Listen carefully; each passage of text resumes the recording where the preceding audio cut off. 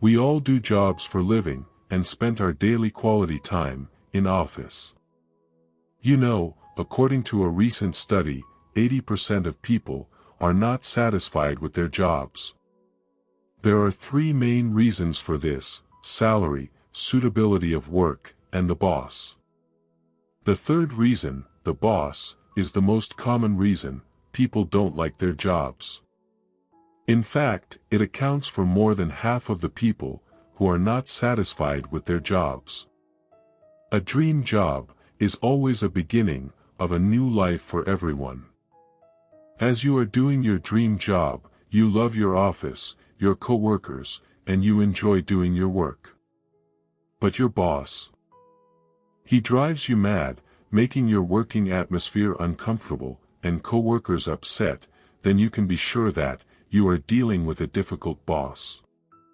For a better relationship with the boss, firstly we have to learn the nature of boss. As you see, sometimes the weird mindset of boss that makes you uncomfortable the most. Why the boss is reacting like this, and it was just a habit of him or her. To deal with a difficult boss can save you from a lot of stress and make your work life a whole lot easier. Now let's see which type of boss you have to deal with. If you feel like your boss is always looking over your shoulder, every time boss tell you how to do every little thing, even down to the smallest detail. If so, you may have a micromanager boss. As Seth Godin says, the worst boss is the one who doesn't trust their employees and micromanages everything they do. They like to have complete control over everything their employees do. They often give you very little autonomy, which can make it difficult for you to get work done. They may also make you to revise or rework tasks multiple times until you reach your boss's perceived standards. This can be very frustrating for everyone. If you have a micromanager boss, there are a few things you can do to cope. First, try to earn their trust.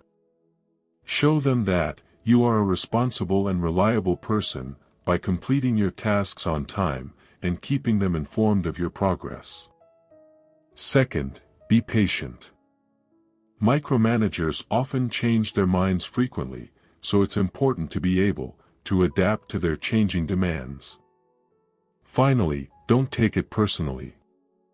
Micromanaging is often a sign of insecurity on the part of the boss, not a reflection of your abilities.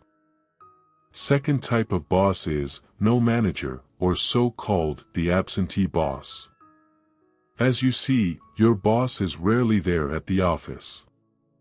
You do not know if he's on an extended leave or whether he's working from home. Absentee bosses are worse than micromanager bosses. They come office for attendance, and after this, they gone for the whole day, and you don't know where they are.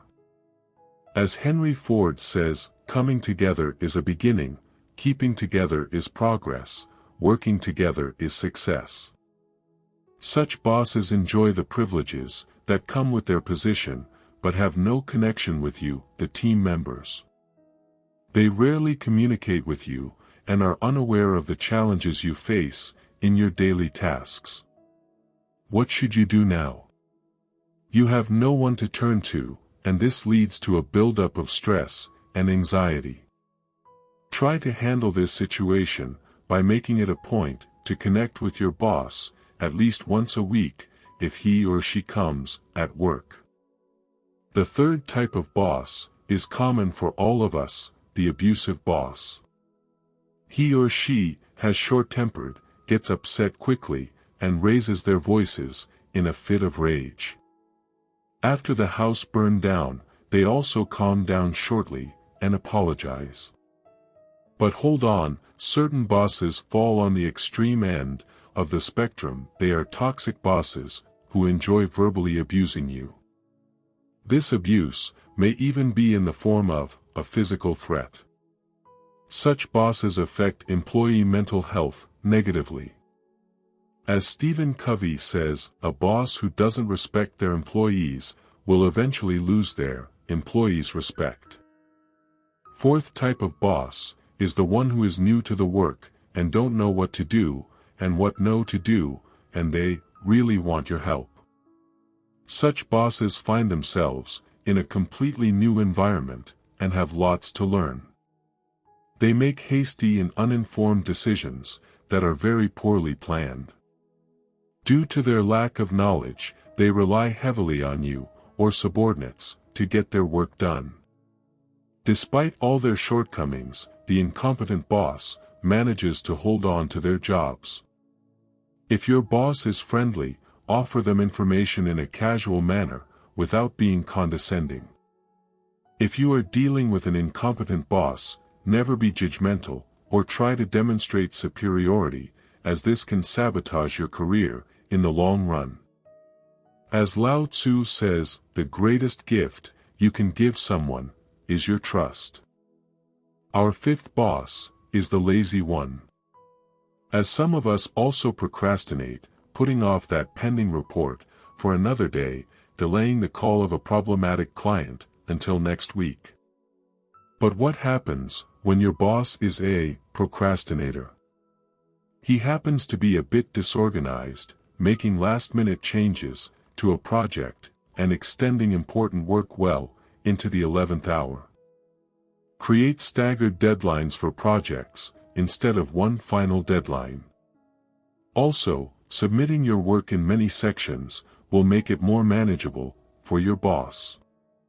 As John Maxwell says, a leader is one who knows the way, goes the way, and shows the way. Now that you have gotten an idea of the different types of difficult bosses you may encounter in your office, you might want to know how to deal with the boss without losing your cool. Firstly, it's always important to not jump to conclusions. Are you sure that your boss is difficult? Especially if you are new to the company, it would be best to give it some time before coming to that conclusion. It's okay to be nervous during the first few weeks of joining, and your equation with your boss might improve in the subsequent weeks. Ascertain whether it is their fault that they are behaving like this, or is it an outcome of a stressful occurrence within the office. Carefully observe their behavior. But their behavior remains unchanged after a month or two, then the second strategy will help you in diffusing this situation. Figure out how your boss works and his management style. What are his priorities, and what does he find critical? Evaluate your working style with his, and adapt it to become more aligned with his. It might be something simple, like preparing minutes after a meeting is completed, or keeping them updated more frequently. The third strategy is about to learn to say no to your boss politely. If their requests of working overtime or pushing workload have become unmanageable for you to handle single-handedly, let them know. By setting boundaries, he will be reminded of the importance of employee well-being. It's difficult to say no to your boss, but strive to do so by identifying your boundaries. Learning how to deal with a difficult boss can be quite tricky, but ensure that you stick by these boundaries at all times. The right boss will help you to attain a healthy work-life balance and give you adequate freedom. As Ferdinand Marcos says, a good boss makes his people feel that they are working for him. A great boss makes his people feel that they are working for themselves. Understand your boss's expectations and what matters to him the most. This is the fourth strategy. Try to make your boss's life easier by understanding the professional goals he is trying to accomplish and contribute towards achieving them by working as a team player. Become a volunteer to take up new projects and ensure that you give it your all. If you work diligently and make an effort to do your job well, it will be noted. This is one of the best ways on how to deal with a difficult boss. What a stressed worker often neglects is the power of patience. Fifth strategy is all about the patience. It is an underrated trait. It has its rewards, especially at the workplace. When you hear your boss yelling at you and belittling you in front of your team, resist the urge to yell back. Don't fight fire with fire. You can't control their actions, but you can always control your reaction. The best response is to remain calm. By doing so, you have the upper hand. This is your cheat sheet on how to deal with a difficult boss without getting frustrated. Patience and calmness will help you pave the way forward in grueling meetings, and your boss will respect you all the more for your level-headed nature. If you feel that your boss hates you and has you on his radar, you must be careful and cautious.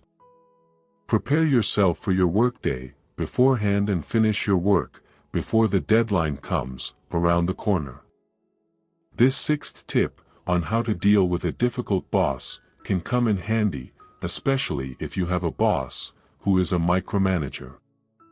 As Tony C. says, the success of a company is not just about the bottom line, it's about the people who make it happen. Whether it is a good interaction, such as when your boss appreciates you for a work well done, or a bad interaction, like a rude conversation, it will always be useful to document everything, especially if you have a difficult boss. These written proofs will be your shield against possible attacks from a toxic boss who could accuse you of wrongs you haven't committed. According to career experts, yet another way on how to deal with a difficult boss is to have an open talk with them. You may feel he has a personal bias against you, that he fails to support you during times of crisis at work, or even the absence of employee appreciation within the team. Whatever the issue it is that is troubling you, a conversation with your boss can help you get it out in the open. State your concerns politely and attempt to clear out any misunderstandings. People don't quit a job, they quit a boss, or so the saying goes. You have tried out all the ways on how to deal with a difficult boss. If you feel that there is no progress in your equation with your boss, and that it has deteriorated from bad to worse, the next option would be to seek a better job opportunity elsewhere. There is no need to stay in a workplace where you are not valued. Research suggests that when work life becomes unbearable, the stress will begin to permeate into other aspects of your daily life, leading to many chronic health issues. Move out and look for better opportunities that could grant you some peace of mind. When interviewing with a new company, and before accepting an offer, word to the wise, always research how your next boss would be. You wouldn't want to jump from the frying pan into the fire. Learn about the company culture, the people, and your potential boss from any acquaintances within the company. Every one of us will have to deal with a difficult boss at least once in our careers. As Simon Sinek says, the role of a leader is not to get in the way of the people doing their job. The role of a leader is to remove the obstacles and make it easier for them to do their job. Please do like, share and subscribe the video. And don't forget to press the bell icon button. Until next time, stay happy and healthy.